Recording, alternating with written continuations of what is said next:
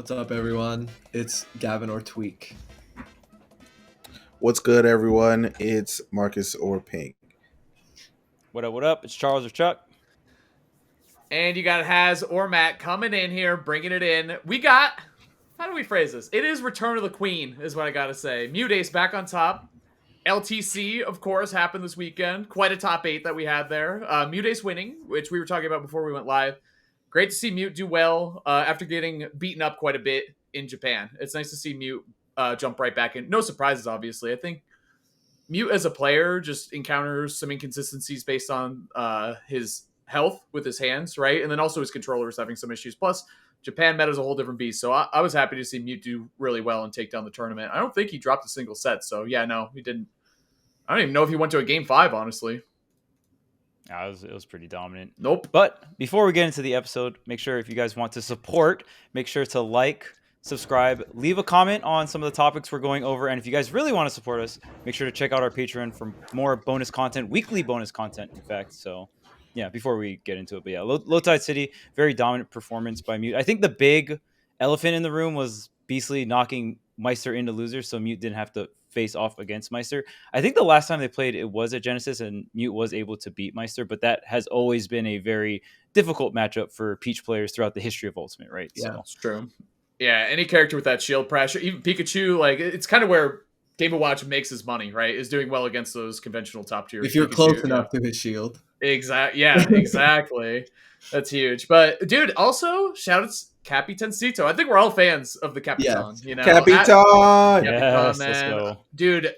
So the thing I love about this run in particular is that he was talking shit on his seeding, which is always a bold move. Because then if you do poorly, you're gonna be eating shit on Twitter for you're limiting yourself to a couple routes. Exactly. Yeah, it's definitely the bad ending is on the table. You know what I mean? For sure. But he talked his shit. He got his tweet off. He said, "What is this seeding? This is bullshit." Most people vouched for him, honestly, to be fair. Most people were like, yeah, he should be higher than he is. Not only that, but he got second in the tournament. Yeah. 3-0ing Apollo Kage.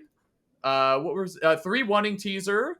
And 3-0ing SkyJ. Like, especially Sky. I mean, Teaser's very good too, but 3-0ing SkyJ and 3-0ing Apollo Kage. At this point in time, those are 2 really highly ranked wins. So I'm happy for Capitancito. That was sick. That resume is pretty actually impressive for a tournament that flew under the radar a little bit in terms of attendance. Like, you beat some of the best people that you could have at this tournament, to be honest, other than like Mutace, but you made it to Mutace. and beating Meister too, game 5, by the way, losers final. So yeah, I was gonna say Meister as well. Huge. Yeah, that's huge. That resume might be more impressive than Mutace's win. If you think about honestly. It. Well, no, because Mutace beat Capitancito twice, so there you go. Like the math checks out, you know. Yeah. Can't win there, but yeah, good. That's good a good tournament point. overall. Yeah, a lot of upsets. Good top 8. I think most of us watched most of top 8, but yeah, it was a good tournament overall. Like you said, Gavin, a little bit. It kind of snuck under the radar a little bit. I think the weekend in between Kagaribi and Battle BC is just Yeah, I think we're a little bit waiting room right now. But it was a good tournament, and congrats to Mutace and Capitancito for great runs there.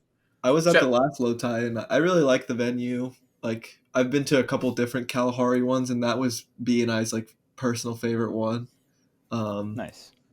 I'm happy that Mute won. Mute's a really good friend of mine. It feels like we're connected in a way in terms of like character, play style kind of thing. So we talk a lot about improving at the game, what we're frustrated with, blah, blah, blah. We play together a lot. So I'm happy to see Mutace prevail and win the tournament. It's also cool to see Diddy Kong make a surprise appearance in the top 8. Beastly. You know, the usual Diddy Kong players weren't there. Shouts to Beastly picking up a really good win and getting a high placing. And yeah, Capitan was like the super X factor of that top 8, like going all the way to second place with me Gunner. Surprise, that's a character that's in the game. Still, yeah. Another matchup to know. Yeah.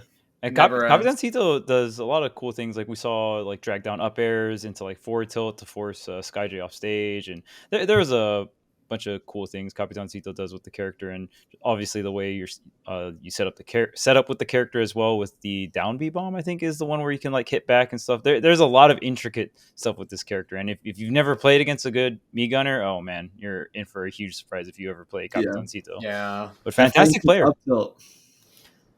Yeah, up tilt, down tilt were like go-tos for the quick and strong. kills. Yeah, quick and strong. Wait, but everyone's favorite meat gunner move is forward air, right? Like for sure, there's no question. It's a weird one. What do you mean? It's so you know what's fun. crazy? It was better in Smash 4. They actually The nerfed movement? It doesn't go as far. Yeah, the amount of momentum you would get was like crazy. Like full screen. Yeah. You would like recover with that move. You would double jump backwards fair and like you.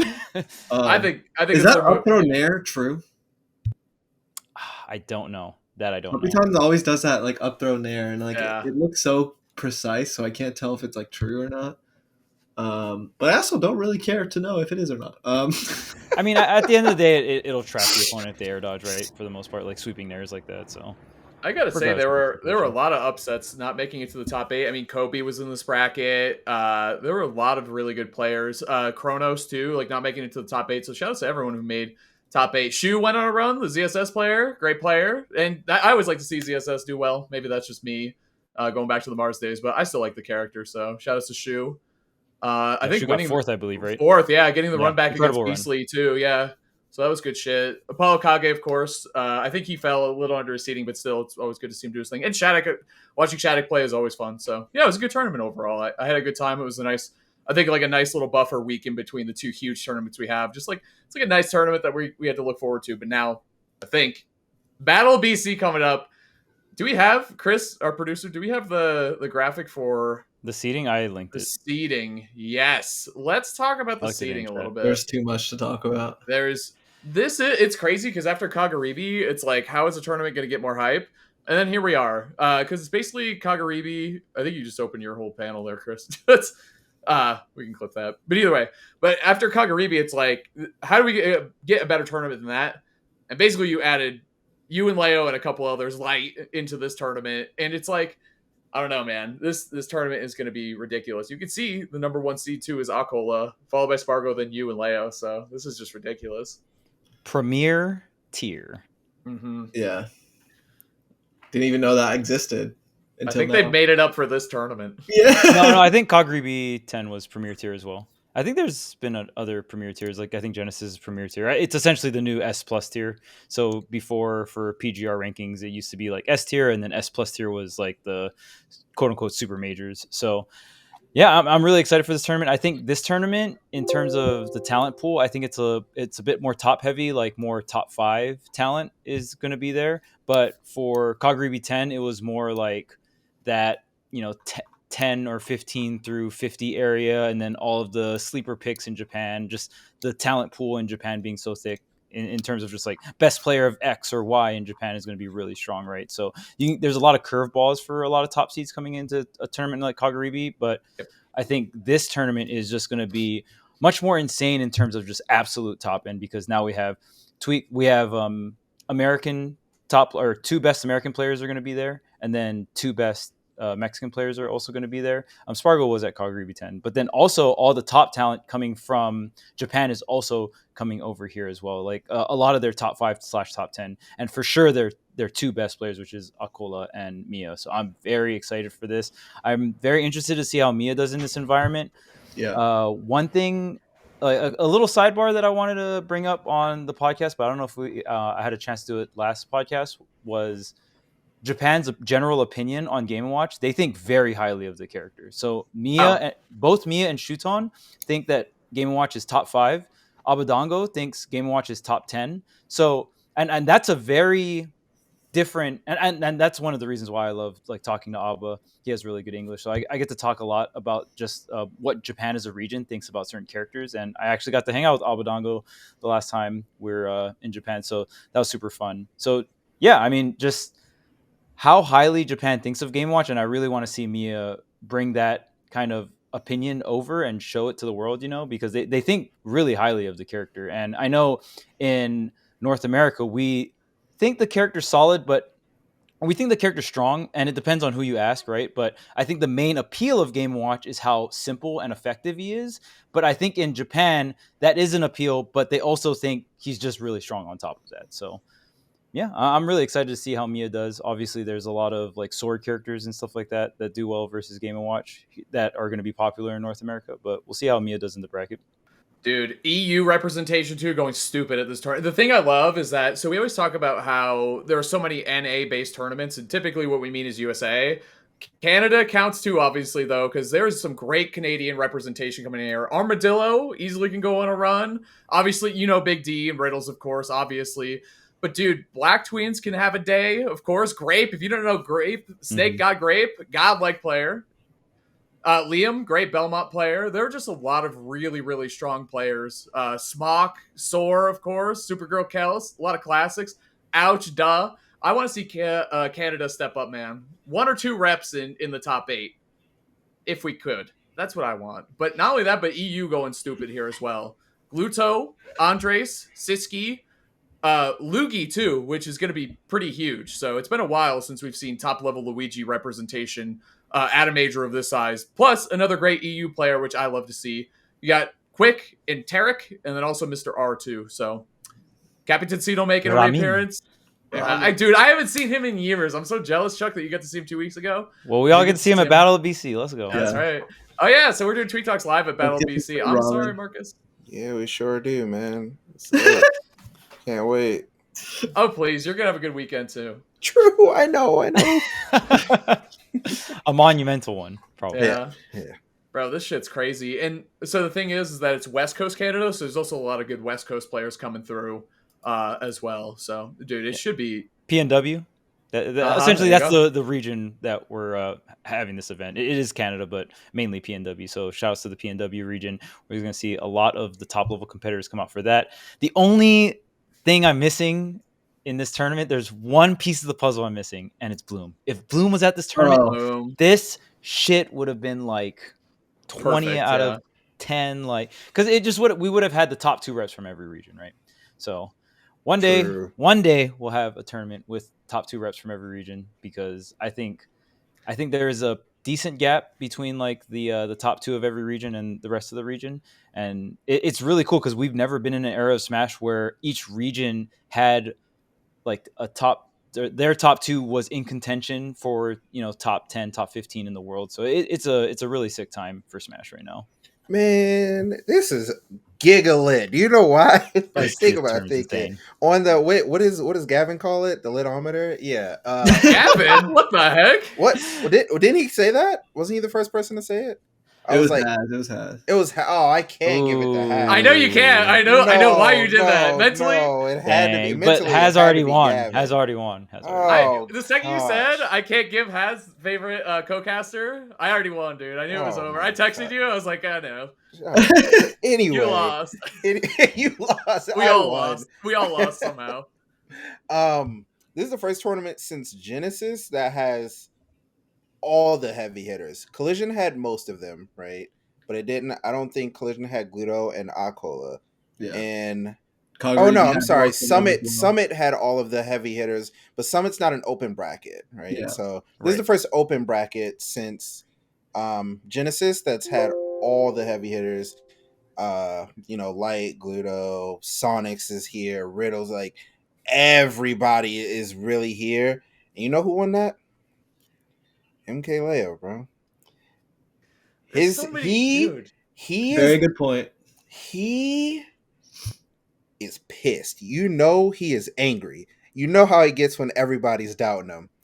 Leo's not the best anymore. Leo kind of fell off.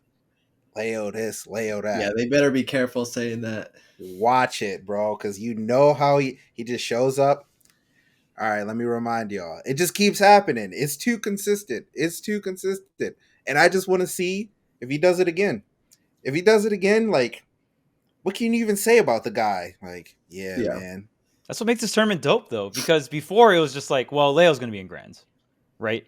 Like, especially pre-quarantine, it's like, well, I mean, at worst, Leo gets second. At worst, and most of the time he got first. On a bad anyway. day, yeah. On a bad day, he gets second. On not a bad day, he gets first. This timeline is so exciting because I definitely want Leo to come through and win and just show everyone up, but I don't know if it's going to happen. I mean, and it's happened before. Gavin. It's happened before, but I just don't know. There's so many different factors, and even when I dissect the top 4 or top 5 and their set records against each other, there's definitely some RPS going on where it's just like, okay, well, this player does well against this player, but is this player going to go up against this player? And it's really, really fun to dissect. Dude, there are so many X factors throughout this tournament, though. Like, how is Light gonna do? It's been a minute since we've seen Light play. People might get reminded. They will very quickly be like, "Oh," because you know how it's gonna start day 1 with Light, right? Yeah, man, I'm playing terribly. Like, I haven't played in so long. He's gonna tweet. He's gonna, the tweet's coming out. He gets 90 minutes of sleep. Oh, I'm so tired. Light will win a bracket. He'll win a whole tournament and be like, man, I was just playing like shit. Like the whole time, it just feels like Light is shit talking everyone at the same time. And I feel like that's his main goal, but maybe there's a bit of honesty in there. Was that like Kameme and that was Glitch Regen, right? With Kameme and Sonics. And he just like washed everybody, and he was like, "Yeah, I was playing like trash this weekend." It was that glitch. Yeah. Has Light ever said he played good? That's what I want to know. Yeah, he has. Yeah, definitely. A couple times he actually has. Is it like a 10% chance, 5%? What's the percentage window? 50. You always like. You always like. Either says it or he doesn't. Like, what did he just say? Like, Gavin, you're like that too. Like, dude, I mean, I played all right. I don't spam it. I do not spam it. You just you don't spam it publicly. I said I talked to you about it. That's it. Yeah. That's it. You only spam Pink. I'll be honest with you, and I guess it is the same because I always say I'm playing bad. Always. I'm like, is that an American thing? That must be an American ego thing. Yep. Man, imagine if I was playing good. Jesus Christ, I would have just shit on The thing is, Marcus, I don't even have to tell Marcus I'm playing bad because he just expects me to say it to him. Dude. All right. Another question mark. Two sides of the same coin. DeBuzz coming in hot from Kagaribi. Yeah. Mute's coming in cold from Kagaribi, but heating up over LTC with a new controller, by the way. New controller, let's go. Uh-oh. Mr. Consistency in Japan, and Mr. Consistency in general, Riddles in his own backyard. Yeah. With that Canadian crowd, bro. I'm telling you right now, he has to play Yoshidora. That's what it, well, that's if really they cool. If they get to each other. Yoshidora. What do we say, man? Ooh. How's Yoshidora gonna do? Dude, what is this bracket? Oh my goodness, man. The only thing we're missing is Zachary and Blue. Marcus is realizing what's happening. Marcus he's downloading in real time. Yeah, before we went live, I don't think he was fully into it. Well, it's like, I thought about it and I was like, yeah, I mean, Tweek's there, Akola's there, Spargo, Leo, battle for number 1, it's lit. And then I was like, well, Light's there, it's lit, and Mia's there, and I'm like, Light and Mia could very well win. It's definitely a huge possibility. Yep. And then you start going down the scene a little bit more, you're like, oh, Sonics and Riddles, Riddles won Collision, and Tweek and Light and Spargo were all at Collision. Oh, snap, hold on. Yoshidora's showing up. Yoshidora just got topped. The buzz man hot. Wait. Put some respect on my man Gluto's name. I was about to say Gluto. Definitely. Me too, dude. I just got to that part of the bracket. It's Gluto, and also, I gotta say, Neo as well. I'm excited to see what Neo does in this tournament, too. Gluto and Neo's Light good X Factor. Are, like, sliding under the radar, and that shit ain't fair. Crazy. They have to play each other for a top 24 spot, by the way. They're this based on the seeding. That's if Shiny Mark doesn't do some damage, or Neo, or Capitancito, or Justice, or any of those. Yep. I'm like, bro, this shit, I can't believe this tournament. And shout outs to the Battle BC crew. I love them. We met Samuel at Summit. He's like the head TO or main owner of the series. To get this together. But the thing is they've been doing this for a while. This is their 5th one. Like I love it because they naturally grew the tournament. Now it's at this point where it's like, whoa, this is like the tournament. This is one of the tournaments, this year. It's one of the big 3 that we're going to have: Kagaribi, Genesis, and this, right? If you don't count Summit. Yeah, and then we got SmashCon coming up, which I'm assuming it will be just as stacked. Yeah. So, Shine, we're all going, right? It's going to be lit. Yeah. Anyway, keep going. I'll go just for you, Hez. That's my guy. All right. There you go.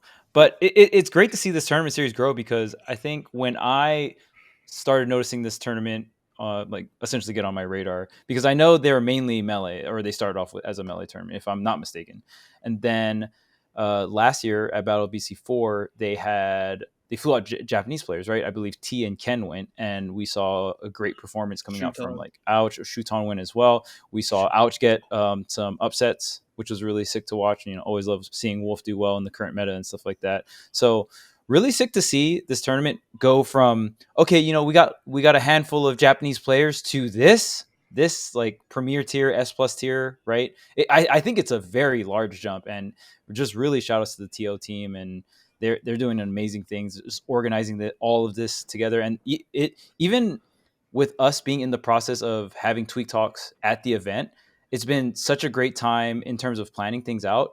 They've been really on it with, like, you know, different meetings that we've been having with them, just very organized in general, and it's been a great experience overall. And we haven't even gone to the tournament yet. I can't wait to go to the tournament. Dude, they sent us our hotel reservations like a week ago, and the best way to get like all this travel stuff, like just dude, they're 10 like, out of 10 experience. Absolutely, yeah, for sure. Which you don't get all the time when you go to these tournaments. Sometimes like, all right, see you whenever you get here, I guess. It's like, okay, like, I guess I'll figure it out later. And then you're at the hotel room trying to check in, and you're like, what do you mean I don't have a room?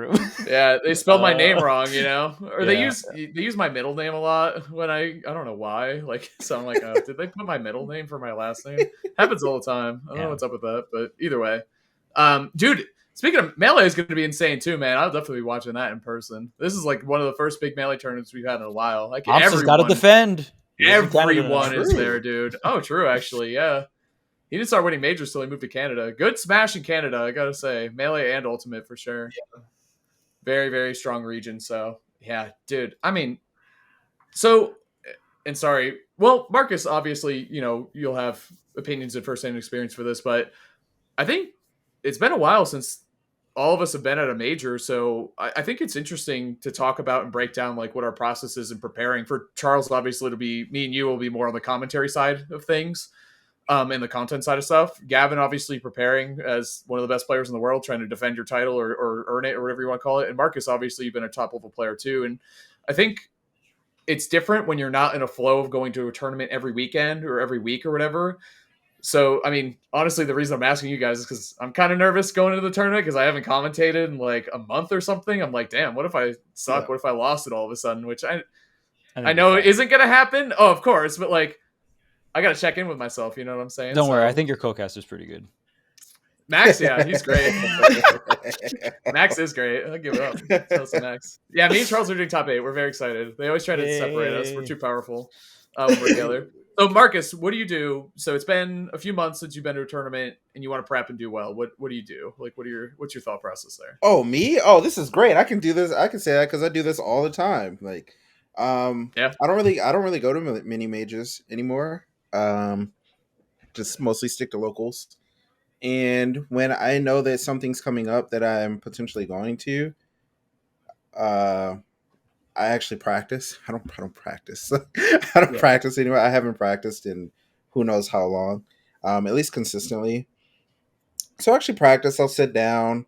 I'll watch myself a lot. While I'm playing, I ask myself a ton of questions about like my mental, like, is there anything that was upsetting me while I was playing? Like, oh, I should work on that. Or is there any situations that I'm seeing that I'm not capitalizing on? And even if I'm not doing it like mid practice session, then I'll look into it afterward, right? So I'll like record it and be like, oh my gosh, I let that slide like 4 times. Like, what's going on? Like, I need to crack down on like this aspect. And then I'll go into that, my next practice session. I'll go into that, you know, the session after that. And I kind of just rinse or repeat that process for like 3 weeks or something. Like, I don't expect to like, my goal is much different than Gavin's. Like, Gavin he's staying locked in all the time. You know, he wants to be the best in the world. I just like playing. I think it's really fun. Yeah. That's 2 completely different things. I think it takes a lot to like admit that. Like, for most people, it's hard to say that out loud. Like, I really don't want to be the best in the world, you know? And so just knowing that, like, especially when I can easily look at someone like Tweek or look at the other players and see like how much they want it, like end game, the passion that they have when they're playing, or the passion that they have when they're practicing. Like, I know that's not me, right? So I just practice for a little couple weeks, like see how I do. My main goal is to go and enjoy myself. At this point in my life, like I just want to have fun. If things go well for me, I'm like, oh, it's lit. Like, this practice paid off for 3 weeks. And if things don't go well, I'm like, dang it. Like, if only I'd practiced more, I probably would have done better. But I know that, right? So that's just for me, at least. I And got now other it's stuff to time to worry get about. lit after you're out of the bracket. Bro, me out the Yay! bracket. Take me to Long Island. No matter Chuck. what, it's He getting said lit, after right? the bracket. He's full of shit. Meet me What on Long Island. the heck? All right, Chuck. We'll save My Gavin turn? for last. That's Yeah. yeah. So, and I think it's interesting too because obviously, not preparing for a bracket, but preparing for commentary. I mean, some people would rather face MK Leo in a bracket than they would get on the mic and try to talk to whatever 10, 20,000 people. So, when prepping for it, I guess we could compare notes here, Chuck. Like, what do you do when you get ready for it? How do you prepare for Uh, a big, because we're on top 8. This is a big fucking tournament. Are you nervous? What are we going to do here, Chuck? Not really. For commentary, I feel like I've just done it so many times, and I used to be like back in Smash 4, I used to be super nerdy. I used to like look up records and like all this kind of stuff. I used to take like pages of notes before I would do my pools for doubles or whatever shitty block I would get during Smash 4 or whatever, because I was on the come up or whatever, right? So I would know every single player, where they're from, yada yada yada. I'd do like intense amounts of research. Nowadays, I don't do that. I know that at the end of the day, I have an incredible amount of knowledge about the game, and I can always just go off the game. There's always going to be two characters playing against each other. And most of the time for the earlier blocks, they'll usually pair me up with like a local commentator or something like that, and they usually can cover that. So it kind of depends. If I don't have a local commentator in my block and I'm doing like pools or something, then I'll do some research on some players and stuff like that. I think that's the main one, is just knowing players so you can establish storylines, even if they're local storylines, because I do think that's very important regardless. So those are the only times I'll actually look up notes and stuff like that. And then set counts is just something really easy that I can just like look through. And for the most part, I think the main thing is remembering the last time they played, where was it, and like who won. And you don't even have to know the set count, but like knowing the set count helps too, right? I think for me, the more stressful thing as of lately has been getting content for tournaments. Like at Calgary B10, we did a recap, me and Bam, and it was extremely stressful because I also was trying to like do Japan stuff, but at the same time, I was trying to do content. And if you watch it on Smash University, let's just say I'm not very proud of how I did that voiceover. I think I honestly think it kind of sucked, but regardless, we're learning, right? And voiceover content's interesting because I'm just not too used to it, so I'm getting better at it. And it can just be stressful overall because like, okay, commentary, and then like I'm also planning Smash University content too, and we're also planning on doing Smash University content for Battle BC. So I think for me that's the most stressful part of going to tournament nowadays, because it's not just commentary, right? Before I used to do like, oh, man, in the beginning of Ultimate, I used to enter the bracket, I used to coach Void/Tweek, and I used to commentate. So imagine doing all three of those things, and then I'm like super salty, so I would like lose last talk, last hit, game 3, and I'll just be so tight. I would be so pissed, and I'm just like, well, what am I doing to myself? I'm like coaching someone else against like top level players, so like the amount of work that takes to do is a lot, and especially if I'm not as good as a player as I'm coaching, so I need to study and have more information to like override that, right, to like kind of equal it out. And then on top of that, commentary just takes a ton of energy. Commentary of the three probably takes like the most amount of energy. The only one I would exclude is maybe like competing at top 8 on the stage, because that probably takes a lot of energy, and that's something I've never experienced before, so I can't like speak on that.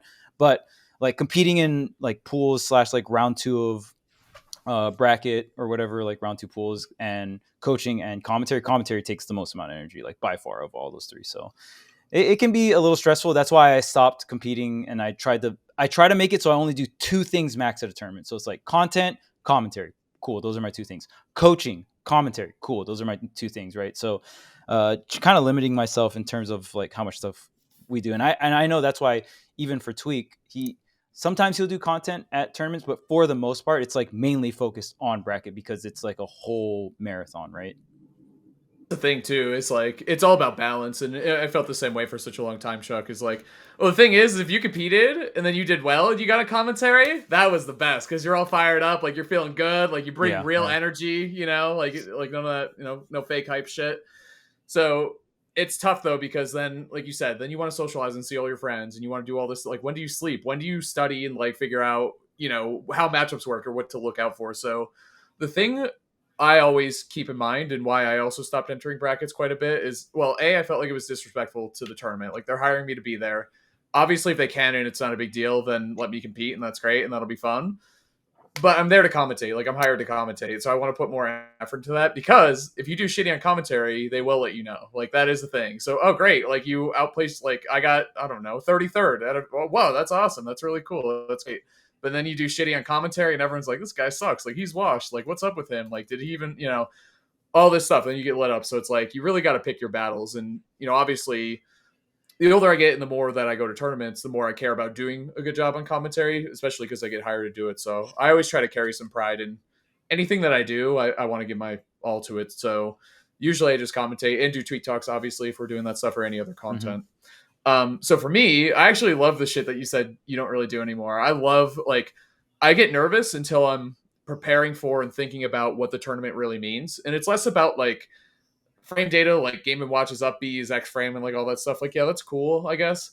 But the idea is, why is this tournament so important? Like, if I'm a viewer who just turned in, why the fuck should I care that Spargo's playing against Mia? Like, why is that important? Why is that significant? And that should come through on my commentary. So to me, it's more about the thing that sucks, and the thing I like about doing later parts of the bracket, not only are they higher quality matches, but there's more history usually and more certainty. So if we come into the top 8, Charles, we're gonna know who's playing who for all the first couple matches. We can study that. We can know all that shit on lock. But after that, it's a crapshoot. We could study Leo versus Tweek's coming up, or that's projected, and then it doesn't happen, and it's two people we've never heard of before, and we're like, oh shit, like what do we do? Or two players we've never played before is more likely at that point. So to me, it's all about, I like the preparation because it makes me feel more confident, and being able to speak to, I think it's a part of my commentary that's strong, is I love the game. I love the scene. I love the stories that we have. And it's always something I want to focus on. So I love studying that shit and paying attention to it. I still do it. Like, I don't know. Maybe it's kind of dorky, but like, I always look up the second. No, I mean, if it helps you, for me, it just got to a point where I was like, this isn't helping me that much anymore. Because I do think the most important thing is the storylines, and this is something that I think EE is like particularly strong at. He is, in my opinion, the strongest commentator at painting a story, and he's done it throughout multiple iterations of Smash. He's incredible at it, and I've studied, even back in Brawl and Smash 4. I would study and break down EE's commentary, like word for word. Keep it down. He can hear you, dude. Keep it down. He's not here. He's visiting his mom right now. Nice, perfect. All right, go for it. W. Okay, but he's so good at it. And one thing that I kind of picked up from him is he will take it like block by block. So even before me and Bam went to go commentate top 8 of Kagaribi, we looked at the top 8 and we're like, okay, what are the upsets? What do we want to see happen? What can we hype up? And like it's not rocket science or anything, but me and Bam went in with a plan for a storyline, like hyping up the Akola versus Zachary, like see if we get that. And even the first 2 winner semi sets going to game 5, last stock, last hit, and then we got the fated matchup was so hype. Like the wheel of fate is turning. Yeah, you know what I mean? Exactly. Yeah. So and like yeah. And I'd say too, probably the most important thing to me, and I tell this to a lot of commentators when I do Metafy lessons and stuff, is your job when you're there is to bring the vibe of the tournament back home for people who aren't there. Like, which is really hard to do. Like, so you should be not hanging out in your hotel playing Breath of the Wild or playing Tears of the Kingdom. Like, you should be in the venue. You can do whatever you want, Gavin. You're competing. Like, whatever. Okay. If that's gonna help you win, go for it, man.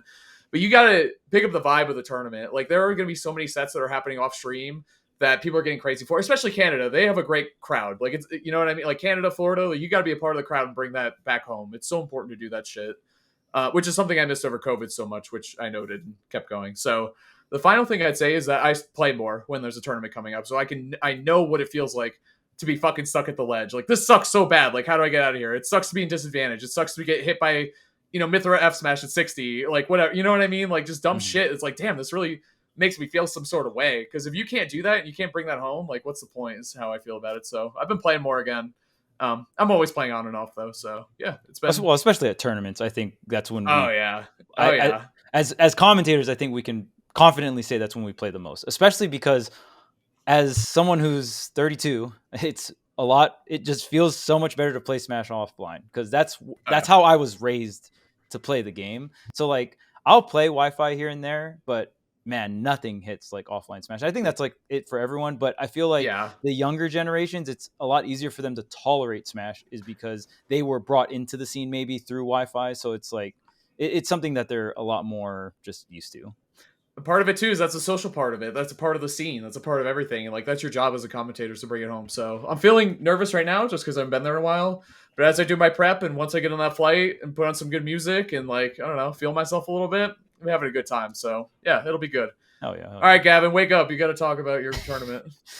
I don't even know where to start. Like, I mean, Well, how do you feel about this tournament coming up specifically as a player that could for sure win this tournament, win the whole thing? I mean, we talked about all the other players, but you are another contender, at least a top 4 contender, I think in most people's eyes in terms of seeding that could definitely take this tournament. So how do you feel about this tournament coming up? there's so many things in and out of the game that I could talk about in terms of like what I do to get ready. The first thing I'm thinking about right now, as y'all are asking, is my last few events and like how those went, what I liked, what I didn't like, what happened, who I played against. And it's interesting because my last couple events were Summit and Kawaii Con, Yep. and they were so different in terms of what I was doing on the screen. Like Kawaii Con was all Diddy Kong. Summit was a lot of Sephiroth. And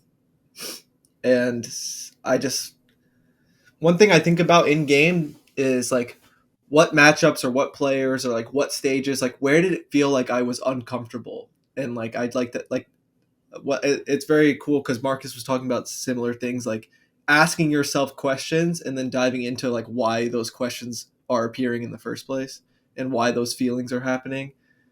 Same thing when I practice. If I'm playing against a weird character, it's like, why do I feel rigid? And like, why does this matchup feel so difficult? And like really diving into it and like trying to emulate the worst case scenario in my head, like imagining myself on the big stage of this top 8 tournament and like playing this weird matchup or feeling really uncomfortable with my gameplay and thinking about what I would do in that moment to like win regardless. Because, you know, it feels more realistic to emulate that in my brain than just everything's going to go perfectly. I'm not going to mess up any combos. I'm going to play all winning matchups or something like that, right? So I like to emulate that. Like even going as far as to like, you know, let's say I'm in the shower in the morning and just thinking about like, I'm going to walk in the venue. What is it going to feel like? Talking to friends or fans. How is that going to be? Like my match, my second match, being on the stage. Like I try to emulate that in my head to as far as I can. So like when I'm in that moment in a couple days, it's not like a surprise or uncomfortable. But going back to gameplay, I'm kind of rambling a bit, sorry, but when I'm playing really well or when things feel comfortable, it feels like I can do whatever I want. I can be at any part of the stage as I want. Like it feels really like second nature.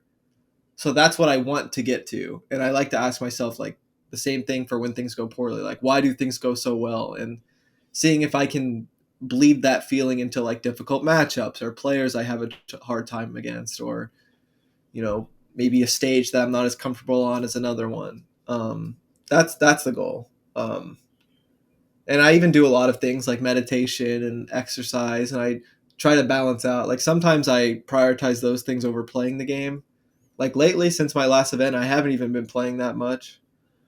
But when I do play, I feel like I'm playing really well. So I'm trying not to frustrate myself or get upset about the fact that I'm not playing, because sometimes I start to get upset, but when I am playing, I'm playing well. So I'm trying to make the most of that and try not to think that I need to be playing 10 hours a day to be ready, because maybe it's just not the case. Because I played with Haz yesterday, and that was some of the most I've played in like since my last tournament. So I don't know. We'll see. We'll see how I feel when I get to the event. Like maybe I'll play a lot, maybe I won't, maybe I'll focus on other things. But I'm really excited. I feel like I'm having a bit of a weird experience looking at the seating and the list. I'm like, all these good players and like, you know, seeing my name in bold or seeing my seed really high, I'm like, damn, is this really what I do? Because it's been a little bit since I actually played. So sometimes I have to remember that this is one of my biggest life purposes. Yeah, we'll see. I'm excited. I looked at my bracket for the first time before we went live. I'm already mentally preparing about how that's going to go. So the ball is starting to roll. We'll see. Yeah. I actually have an interesting question. Do you think that all the like storylines and the hype about like, oh man, who's number one? Like, because I think a lot of people, for the most part, they really only think it's two people. I think there's a few players that would put you up there, or a few people in the world that will put you up there. A few that say that, you know, Leo hasn't really lost the spot yet, like truly lost the spot. Yeah. So do you think that like that hype and all that pressure, expectations from that's really going to get to you, or do you try not to think about those types of things? Because I know, as someone who, I've never been that good, right? Like I've never been in contention for best in the world, maybe for PM, but I never. I know that when like the pressure and the expectations start to come, when like people start talking, sometimes it can get to me. Do you think it gets to you, or? The main thing I'm really worried about is playing some of these players that I've had a rough time with and like what it's going to be like if I play them again. Because I have so many things I want to try and so many game plans. And I want to make sure I make the most of that. And one, I hope they work. And two, like the outcome I could see myself crumbling under is if those game plans super don't work. And it's like a game or two has passed and I have no idea what to do next. That's when I start to fall apart. So I have to dig deep into that and really have a game plan for that kind of thing. But in terms of best in the world and stuff like that, like my ego has been so large since such a young age that I don't remember a time where I didn't consider myself the most skilled Smash player. Like I can't tell you, like honestly, when I didn't consider myself to be the best, like just skill wise, blah blah blah. So in my head, my journey has always been like, what can I do to prove it to more people? And after a certain point, I kind of like when I was a kid, like I would like just say that into the void, like, oh, I want to be the best. I am the best. I'm going to win this. Like after a certain point, you kind of stop talking. And you just keep playing. But yeah, to be brutally honest, like, I mean, for better or worse, it's probably why I show up in the first place. Is like I just think I'm the best and I'm here to do my thing. So yeah, I don't know if anything could ever change that. Like, because honestly, like y'all have known me for a while. Like I can't think like I could lose to someone 1,000 times, and it's like, nope. I'm still better. Or, you know, it's not like I don't work on beating them like at the same time. Like it's just is what it is. Like I could pick random on the character select screen in top 8 of this tournament and I still fully expect myself to win. Like I can't help it. And I'll be very upset even if I lose, even though I picked random or something. Like it's just how it goes. So yeah, there's players I want to play against and there's game plans I want to work on and like apply in the moment. But I don't think the pressure would like, no. Yeah, I mean that's Nice. a good question. I feel like there's a lot of players that put unnecessary layers of pressure on themselves. I think the most common one is like, all right, guys, this is my last tournament. I'm quitting after this one. So let's see how this goes. And it's like, wait, why'd you tweet that? Or why'd you say that? Like, wait a minute. Because it's like, all right, guys, this is the last tournament I'm ever entering for the rest of my life. I hope I do really good. Like, That's a crazy thing too, because if you do that, it's like the cool thing about Smash is you can always just go to another bracket. But if it's your last life, there's so much more pressure on you than ever. Like there's I'm not going to another bracket after this. That's it. And it's also like it's not like I haven't put that pressure on myself in some way in the past, like because I've gotten second on like worldwide rankings a couple times, and that shit is a real test for a lot of reasons because like you're right there, you know what I mean? And I've taken a lot of damage from that in over the years because I've put a lot of focus into being the best and being number one. And I think I've also just had a lot of experience with Smash and competing and rankings and like pressure and like social media talk and everything. So I think, I've learned how I want to navigate that myself over the years. And there's so much to focus on that it's like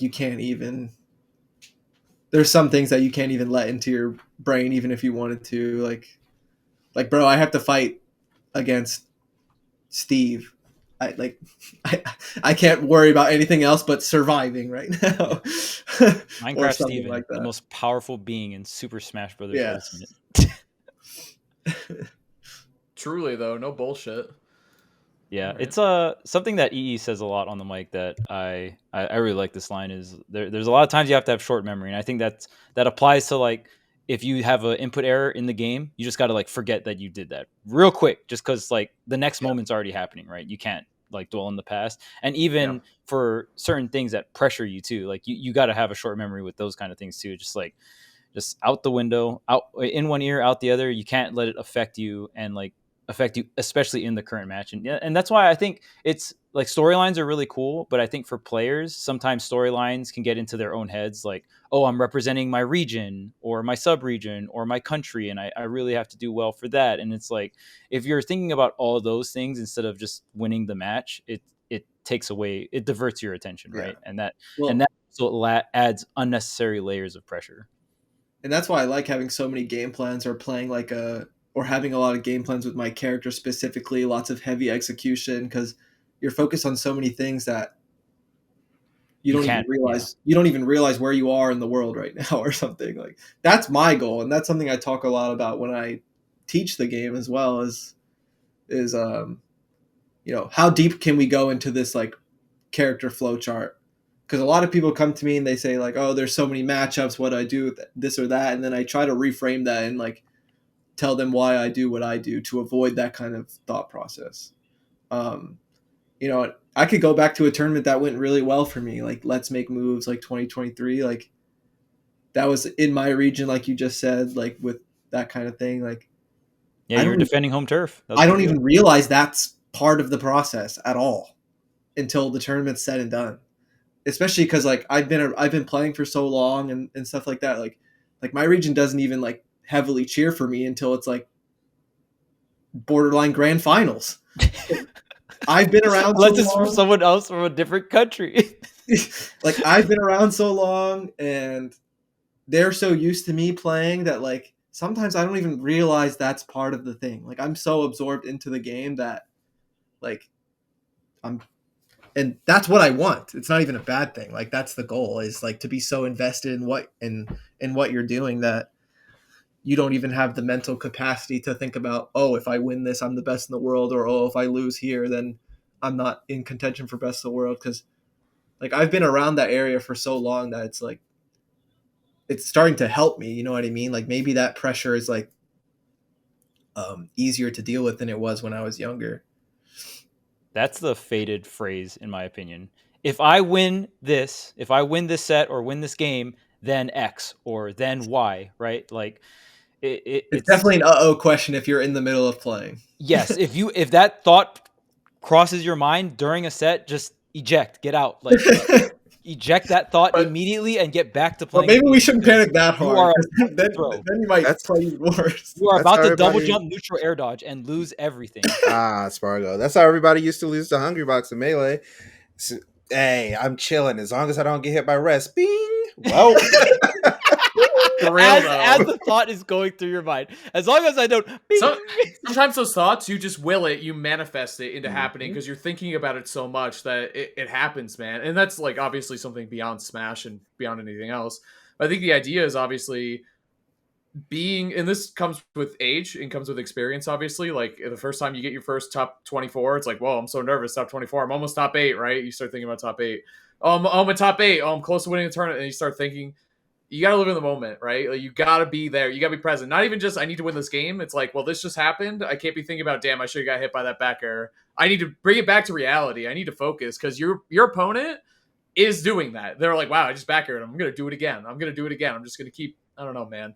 You got to be in the moment. Like, you just 100% have to be all the time. It And happens. there's so many things you can try to see if you can do that. Like, Yeah. actively working on that, whether it's in or out of the game. And if anything, that process can be kind of interesting and enjoyable too. So I feel like that's what you've Definitely. been doing a lot, Gavin. Just, the past like year or two, just kind of dissecting and figuring out what can get you into that mode where you're not thinking about all the other outside things, right? And you already kind of said some of your outs or vices are more so like really tech heavy characters and stuff like that. Just a lot of different things that you've experimented with, and it's going to be different for everyone, right? Some other players might have different ways to get their mind off those kinds of things, but you have your ways of doing it, and it could work for other players, or it could not. But as long as you're trying to figure out that process, right, and try to figure out those answers, I think is the main thing. yeah. True. All right. Well, I think that about wraps it up, everyone, I right? think so, man. For this Right. episode. Battle BC finna be lit. Can't wait. I'm getting a fresh cut, Chuck. I'm getting a fresh cut right before Battle BC. Oh, I'm going tomorrow, man. Okay. Tomorrow, Fresh cut tomorrow. Tomorrow, yeah. Be a whole new man come this weekend. I'm going to try to grow out the beard before. I don't know if it'll make it, but that's why I look a little scruffy, all right? I don't always look like this, okay, guys? What? Chuck, you look totally normal. What is happening?